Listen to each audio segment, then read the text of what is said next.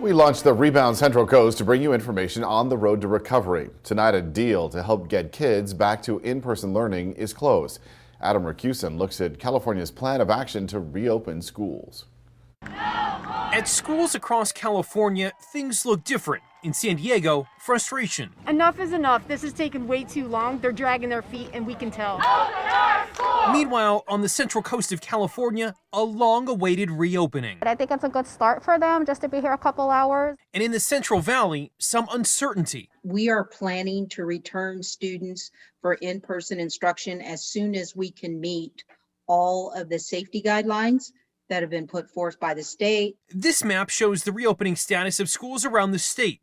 Hybrid and distance learning online are still the main ways students in California are getting an education. This week, California Governor Gavin Newsom said lawmakers are close on a deal that would pump money into districts to help get kids back into the classroom. The state also agreed to set aside 10% of vaccines for teachers and school staff. We've been engaged for weeks now, months, candidly, on getting our schools safely reopened for in-person instruction, doing it in a very deliberative way. While California lawmakers negotiate, some schools in other states are already back to in-person instruction. We reopened 100% of our schools. That's about 400 different campuses on October 5th for every single student based on parental choice. Alberto Carvalho is the superintendent of Miami-Dade County Public Schools.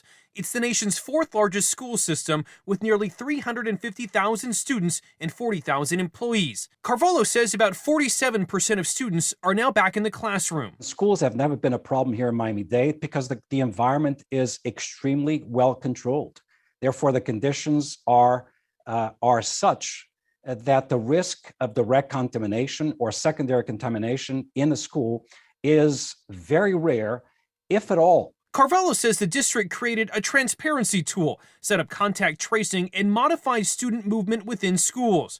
They also require masks, mandatory hand washing cycles, social distancing, and electrostatic disinfection of buildings on a daily basis. We went one step further with partnerships with the University of Miami Pediatric Unit for the mobile testing of students. We've been testing our employees since about March last year. And now we're accelerating the vaccination of our school site personnel who happen to be 65 years of age and older. While Florida and California have different approaches to public health and different speeds on when kids return to the classroom, I think everyone can agree on this. Why is it important to bring these kids? Because there's no place like the schoolhouse. Adam Racusin, KSBY News.